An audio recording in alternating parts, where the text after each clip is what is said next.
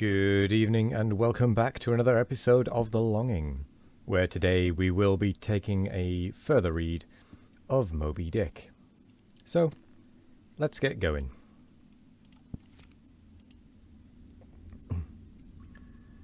But not only did each of these famous whales enjoy great individual celebrity, nay, you may even call it ocean-wide renown.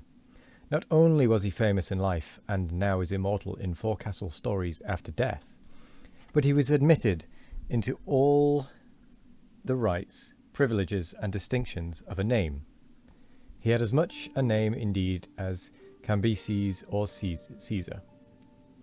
Was it not so, O Timotom, thou famed Leviathan, scarred like an iceberg, who so long didst lurk in the oriental straits of that name, whose spout was oft seen from the palmy beach of Ombay? Was it not so, O New Zealand Jack, thou terror of all cruisers that crossed their wakes in the vicinity of the Tattoo Land? Was it not so, O Morkan, King of Japan, whose lofty jet they say at times assumed the semblance of a snow-white cross against the sky? Was it not so, O Don Miguel, thou Chilean whale, marked like an old tortoise with mystic hieroglyphs upon the back? In plain prose, here are 4 whales as well known to the students of cetacean history as Marius or Scylla to the classic scholar. But this is not all. New Zealand Tom and Don Miguel, after at various times creating havoc among the boats of different vessels, were finally gone in quest of, systematically hunted out, chased and killed by valiant whaling captains, who heaved up their anchors with that express object, as much in view as in setting out through the Narragansett woods. Captain Butler of old had it in his mind to capture that notorious murderous savage, Anawan, the headmost warrior of the Indian king, Philip. I do not know where I can find a better place than just here to make mention of 1 or 2 other things, which to me seem important, as in printed form establishing, in all respects, the reasonableness of the whole story of the white whale, more especially the catastrophe. For this is one of those disheartening instances where truth requires full as much bolstering as error. So ignorant are most landsmen of some of the plainest and most palpable wonders of the world, that without some hints touching the plain facts, historical and otherwise, of the fishery, they might scout at Moby Dick as a monstrous fable, or still worse, and more detestable, a hideous and intolerable allegory. First, though most men have some vague flitting ideas of the general perils of the grand fishery, yet they have nothing like a fixed, vivid conception of those perils, and the frequency with which they recur. One reason, perhaps, is that not 1 in 50 of the actual disasters and deaths by casualties in the fishery ever finds a public record at home, however transient and immediately forgotten that record. Do you suppose that poor fellow there, who this moment perhaps caught by the whale line off the coast of New Guinea, is being carried down to the bottom of the sea by the sounding Leviathan? Do you suppose that poor fellow's name will appear in the newspaper obituary you will read tomorrow at your breakfast? No, because the mails are very irregular between here and New Guinea. In fact, did you ever hear what might be called regular news, direct or indirect, from New Guinea?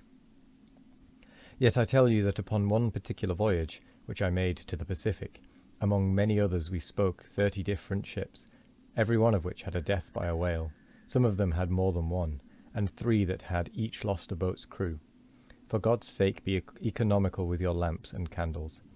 Not a gallon you burn, but at least 1 drop of man's blood was spilled for it. Secondly, people ashore have indeed some indefinite idea that a whale is an enormous creature of enormous power, but I have ever found that when narrating to them some specific example of this twofold enormousness, they have significantly complimented me upon my facetiousness, when, I declare upon my soul, I had no more idea of being facetious than Moses, when he wrote the history of the plagues of Egypt. But fortunately, the special point I here seek can be established upon testimony entirely independent of my own. That point is this: The sperm whale is in some cases sufficiently powerful, knowing, and judiciously malicious, as with direct aforethought to stave in, utterly destroy, and sink a large ship. And what is more, the sperm whale has done it. First, in the year 1820, the ship Essex, Captain Pollard, of Nantucket, was cruising in the Pacific Ocean. One day she saw spouts, lowered her boats, and gave chase to a shoal of sperm whales. Ere long, several of the whales were wounded, when suddenly a very large whale escaping from the boats issued from the shoal and bore directly down upon the ship. Dashing his forehead against her hull, he so stove her in, that in less than 10 minutes she settled down and fell over. Not a surviving plank of her has been seen since. After the severest exposure, part of the crew reached the land in their boats. Being returned home at last, Captain Pollard once more sailed for the Pacific in command of another ship, but the gods shipwrecked him again upon unknown rocks and breakers. For the second time his ship was utterly lost, and forthwith, forswearing the sea, he has never tempted it since. At this day, Captain Pollard is a resident of Nantucket. I have seen Owen Chase, who was chief mate of the Essex at the time of the tragedy. I have read his plain and faithful narrative. I have conversed with his son, and all this within a few miles of the scene of the catastrophe. The following are extracts from Chase's narrative. Every fact seemed to warrant me in concluding that it was anything but chance which directed his operations. He made 2 several attacks upon the ship, at a short interval between them, both of which, according to their direction, were calculated to do us the most injury, by being made ahead, and thereby combining the speed of the 2 objects for the shock, to effect which, the exact manoeuvres which he made were necessary. His aspect was most horrible, and such as indicated resentment and fury. He came directly from the shoal which we had just before entered, and in which we had struck 3 of his companions, as it fired with revenge for their sufferings. Again, at all events, the whole circumstances taken together, all happening before my own eyes, and producing, at the time, impressions in my mind of decided, calculating mischief on the part of the whale, many of which impressions I cannot now recall, induce me to be satisfied that I am correct in my opinion. Here are his reflections, some time after quitting the ship, during a black night in an open boat, when almost despairing of reaching any hospitable shore. The dark ocean and swelling waters were nothing. The fears of being swallowed up by some dreadful tempest or dashed upon hidden rocks, with all the other ordinary subjects of fearful contemplation, seemed scarcely entitled to a moment's thought.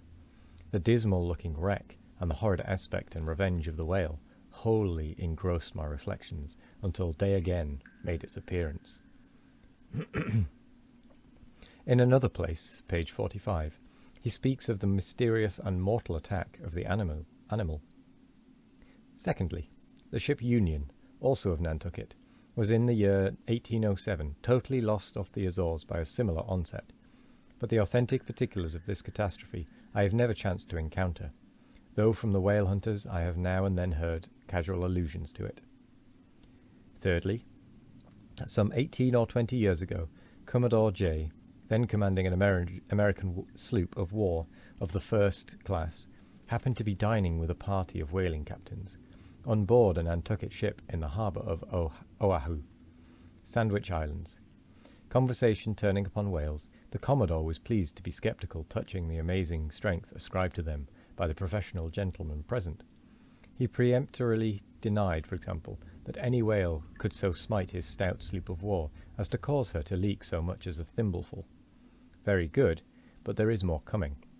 Some weeks after, the Commodore set sail in this impregnable craft for Valparaiso, but he was stopped on the way by a portly sperm whale that begged a few moments' confidential business with him. That business consisted in fetching the Commodore's craft such a thwack that with all his pumps going he made straight for the nearest port to heave down and repair. I am not superstitious, but I consider the Commodore's interview with that whale as providential. Was not Saul of Tarsus converted from unbelief by a similar fright? I tell you, the sperm whale will stand no nonsense. I will now refer you to Langsdorff's voyages for a little circumstance in point, peculiarly interesting to the writer hereof. Langsdorff, you must know, by the way, was attached to the Russian Admiral Krusenstern's famous discovery expedition in the beginning of the present century. Captain Langsdorff thus begins his 17th chapter. By the 13th of May, our ship was ready to sail, and the next day we were out in the open sea on our way to Ochotosh. I can't say that. Ochotosh. Excuse me.